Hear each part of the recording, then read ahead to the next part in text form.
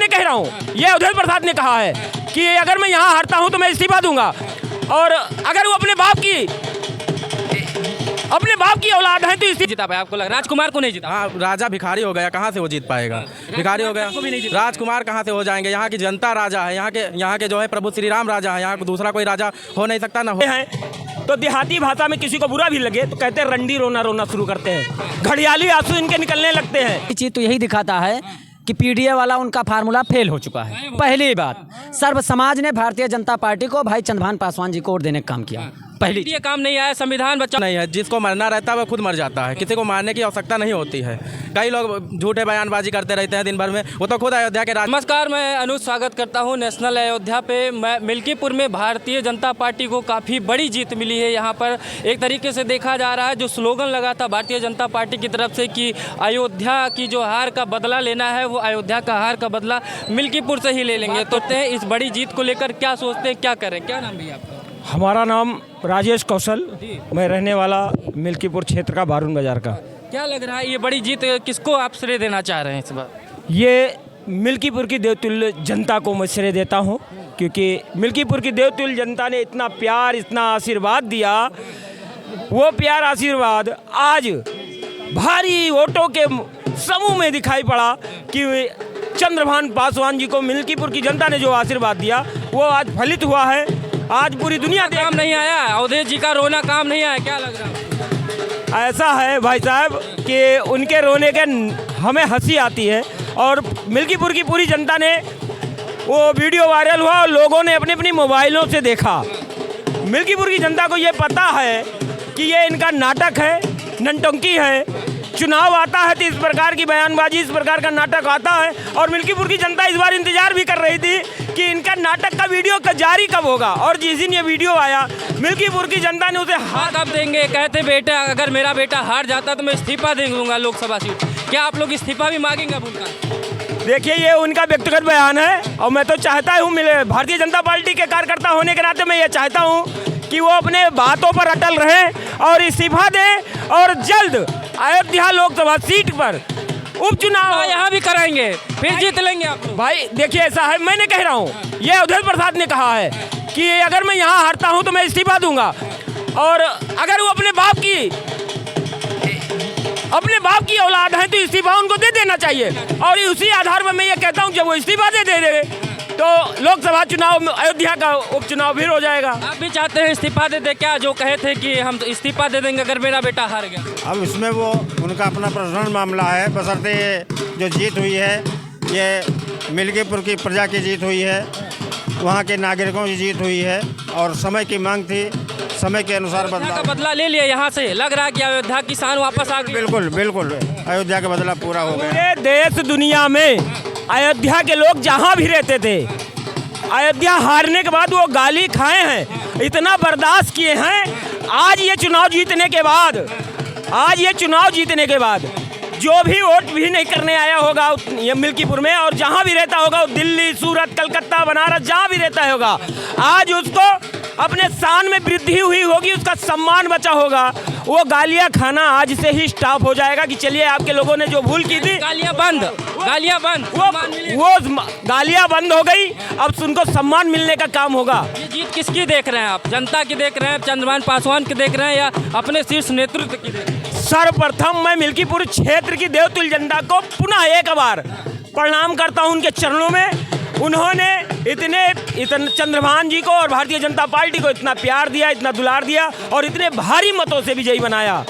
ये बताइए कि उपचुनाव की मांग अब लगता है कि फैजाबाद लोकसभा सीट में होने लगेगी। जिस तरीके से एक माहौल बनाया जा रहा है, वो कह रहे थे कि हम इस्तीफा भी दे देंगे, अभी रोने भी लगे थे, रोना भी काम नहीं आया। और अखिलेश यादव ने कहा है कि चुनाव आयोग मर गया है, कफन भी भेज दिए थे। ये ठीक लगता है आपको? जब वो हार रहे हो तो कफन भेज दें? जनता का निर्णय ही सर्वमान्य होता है, समय की मांग के अनुसार अपने आप निर्णय हो जाता है। भैया ऐसा है कि जब ये जीतते हैं तो चुनाव आयोग सही होता है, ईवीएम सही होता है।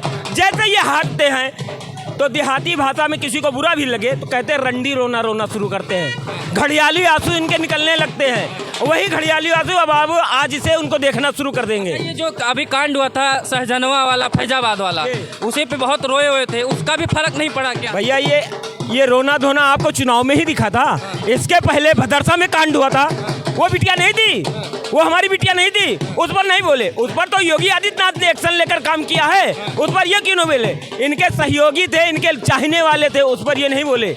और ये चुनाव आया है तो ये रोना शुरू किया है। दुगनी चौगनी हो गई आप लोग। श्री राम जी की कृपा है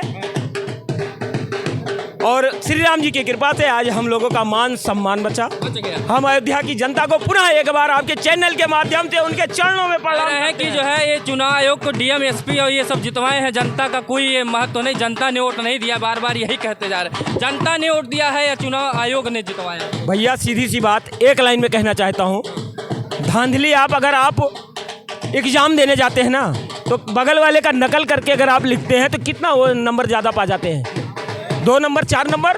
नकल की भी अकल होनी चाहिए। नकल की भी अकल होनी चाहिए। यहाँ जनता आपको साफ साफ दिख रहा है, बहरा भी बताएगा, अंधा भी वो बताएगा कि लाखों वोट से चंद्रभान पासवान आगे गए। एक भी राउंड में पीछे न जाना क्या दिखलाता है? हाँ, एक भी राउंड में पीछे न जाना क्या दिखलाता है? देखिए, एक भी राउंड में पीछे ना जाना पहली चीज़ तो यही दिखाता है कि पीडीए वाला उनका फार्मूला फेल हो चुका है। पहली बात, सर्व समाज ने भारतीय जनता पार्टी को भाई चंद्रभान पासवान जी को वोट देने का काम किया। पहली ये काम नहीं आया, संविधान बचाओ काम नहीं आ रहा, क्षण बचाओ काम नहीं आया। क्या पीडीए क्या है? पीडीए उनके द्वारा लैब में बनाया हुआ एक शब्द मात्र है जिसको सिर्फ जनता के लिए एक छलावा है। सीधी बात, वो सिर्फ वो सिर्फ यही जाहिर करना चाहते हैं कि हम पिछले दलितों अल्पसंख्यकों के रहनुमा हैं। ऐसा कुछ नहीं, वो सिर्फ एक झूठ का पुलिंदा है। दूध का पुलिंदा है, इसलिए ये काम नहीं है। बिल्कीपुर की जनता ने झोर के बीजेपी। सुनिए, झूठ का सबसे ज़्यादा जो 35,612 वोट से सुबह सुने होंगे, एक लोग कह रहे थे हम जीतेंगे। अब सोचिए कितना बड़ा झूठ है। मतलब दिन में आंख मूंद करके वो कह रहे हैं रात हो गई है, तो ऐसे थोड़ी ना, सच से पर्दा थोड़ी ना हटाया जा सकता है। आप बताइए, ये परिवर्तन होगा, बहुत बड़ा परिवर्तन। क्या परिवर्तन नहीं, फुल मेजॉरिटी हमारी सरकार 2027 में आज बुनियाद पड़ गई है। चीज नोट कर लीजिए, मेन पॉइंट आप है समझ लीजिए। 27 में लगा तो दिए, 27 में अखिलेश यादव के कार्यकर्ता भी लगा दिए कि हम अर्धकुंभ बनाएंगे, इनसे बढ़िया 10 सीट में सभी मिल के बांट ले हैं, जितना जने हैं। अकेले भारतीय जनता पार्टी जीतेगी। नोट कर क्या लीजिए। कह रहे हैं भैया आप लोग? 27 का ये 27 में अखिलेश जी खुद कहते हैं कि ये चुनाव 27 वाला आगाज देगा, और ये चुनाव आगाज दे दिया। आज भारतीय जनता पार्टी ऐतिहासिक जीत दर्ज कर दी है। उन्होंने खुद ही बयान किया था कि 27 ये चुनाव आगाज देगी। तो कह रहे थे कि अगर हमारी सरकार आई तो हम अयोध्या का वर्ल्ड क्लास डेवलपमेंट करेंगे, वो भी मान गए हैं क्या? यार उनकी सरकार थी जब अयोध्या में कार सेवकों के ऊपर गोली चलवाए थे। वो ये ना भूले, उनको यहाँ मिल्कीपुर की जनता, अयोध्या की जनता जवाब दे रही है और आगे भी देगी उनको। सांसद जी का इस्तीफा चाह रहे हैं, जो कहे थे कि बेटा हारेगा। उनको तो इस्तीफा देना चाहिए, या तो झूठ बोल रहे हैं, झूठा वैसे भी हैं। अगर नहीं देंगे तो हम लोग उनको झूठा हमेशा कहेंगे। साबित वो तो कह रहे हैं कि ये लोग बीजेपी वाले हमको जब से सांसद बने तब से परेशान किए, कैसे ये इस्तीफा दें, कैसे ये हमको 2 ही 3 महीने में मार दे रहे थे, हमारी घोषणा कर दिए थे कि हमारी मृत्यु हो जाएगी। ये सब तमाम आरोप लगा रहे हैं। ऐसा कुछ नहीं है, जिसको मरना रहता है वह खुद मर जाता है, किसी को मारने की आवश्यकता नहीं होती है। कई लोग झूठे बयानबाजी करते रहते हैं दिन भर में, वो तो खुद अयोध्या के राजा बने हुए हैं, तो उनको कैसे कोई मार सकता है? राजा जो है अपने बेटे को नहीं जिता पाया, आपको लगा? राजकुमार को नहीं जिता। हाँ, राजा भिखारी हो गया, कहाँ से वो जीत पाएगा? भिखारी हो गया, राजकुमार कहाँ से हो जाएंगे? यहाँ की जनता राजा है, यहाँ के जो है प्रभु श्री राम राजा है। यहाँ दूसरा कोई राजा हो नहीं सकता, ना होगा कभी। तो ये देखिए मिल्कीपुर की जनता, जो कि भारतीय जनता पार्टी के कार्यकर्ता भी कह सकते हैं, इतना जोश है इन सब में कि आप वीडियो के माध्यम से जान भी सकते हैं कि ये इतनी बड़ी जीत है मिल्कीपुर के लिए। इनका कहना है कि अयोध्या का सीधा बदला, यानी कि अयोध्या का सम्मान लौटाया है, जो अयोध्या का सम्मान बीजेपी के हारने 2024 में हारने के बाद हुआ। तो अगर वीडियो अच्छा लगा चैनल को सब्सक्राइब करें, वीडियो शेयर करें। नमस्कार।